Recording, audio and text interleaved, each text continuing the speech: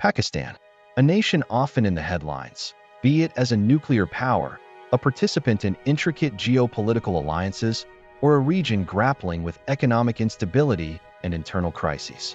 But Pakistan is more than just another country on the map. It's a pivotal nexus between the Middle East, Central Asia, the Indian subcontinent, and China. Home to 240 million people, the majority of whom are young. A military that functions as a state within a state.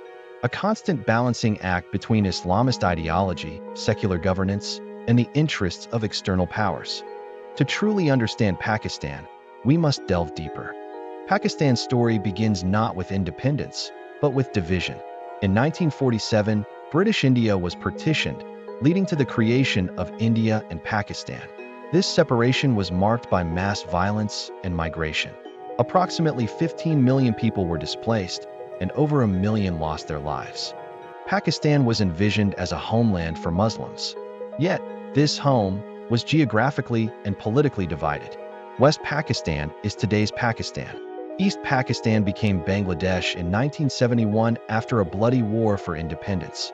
Since then, Pakistan has oscillated between tradition and modernization, military rule, and attempts at democratic revival. Modern Pakistan's economy is a blend of potential and chronic issues. On one hand, a vast domestic market, affordable labor, and strategic geography.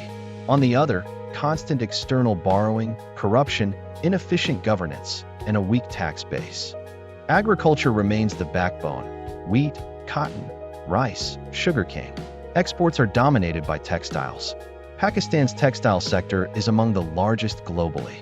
However, its growth is hampered by energy shortages, outdated technology, and global competition. In 2023, inflation exceeded 25%. The Pakistani rupee depreciates at an alarming rate. The country relies heavily on external aid, loans from the IMF, the People's Republic of China, and Gulf countries. Estimates suggest that over 70% of government revenue goes toward debt servicing and interest payments. One of the main economic initiatives is CPEC, the China-Pakistan Economic Corridor. China is investing billions in infrastructure, roads, power plants, ports. In return, it gains access to Gwadar and the Arabian Sea. Pakistan finds itself at the heart of geopolitical confrontations. With India, perpetual tension, often escalating into wars. With China, a strategic partnership bordering on dependency. With the US, complex relations, from alliance in the war on terror to gradual cooling. Following the US withdrawal from Afghanistan, Washington increasingly leans toward India as a strategic partner in Asia.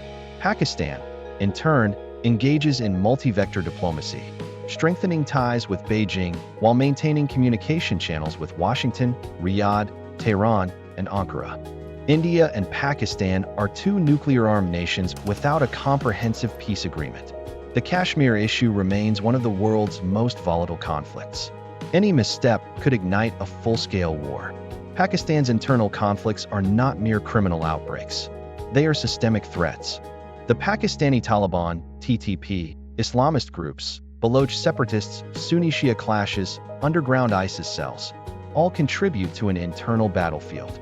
Over 2 decades of counter-terrorism operations have claimed tens of thousands of civilian, military, and police lives.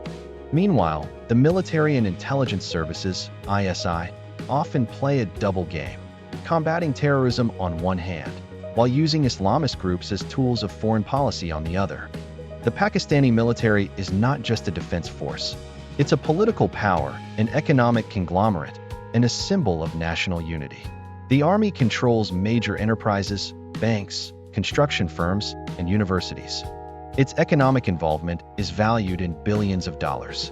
Armed with nuclear arsenal, 165 warheads, ballistic missiles Shaheen and Gauri, JF, 17 fighter jets, jointly developed with China. Ground forces, over 500,000 personnel. Navy with limited nuclear capabilities. The Pakistani Army is among the most capable in the region. It regularly conducts joint exercises with China, Turkey, and Gulf countries. The military often acts as an arbiter during power transitions. Despite grim statistics, Pakistan is a nation with immense demographic potential. Over 60% of the population is under 30. This is a strength if channeled into development, or a ticking time bomb if not. The IT sector is growing. Software exports, freelancing, fintech, and agritech startups. Accelerators, tech parks, and co-working spaces are emerging. Lahore, Karachi, and Islamabad are becoming digital hubs. However, access to education and healthcare remains uneven. In rural areas, literacy rates are alarmingly low, especially among women. The 2022 floods were catastrophic. Over a third of the country submerged, affecting 33 million people.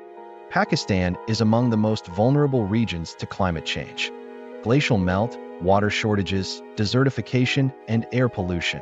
All these processes could exacerbate socio-economic instability in the next 10 to 15 years. Pakistan has every opportunity to become a regional leader. But this requires political reforms, anti-corruption measures, investment in human capital, and balanced foreign policy. Can it overcome its contradictions? Or will it remain a hostage to geopolitics and internal conflicts? Pakistan is a mirror of 21st century Asia.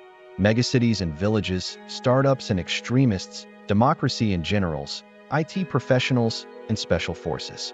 It's a nation on the edge. How it steps into the future depends not only on itself, but also on how the world engages with it.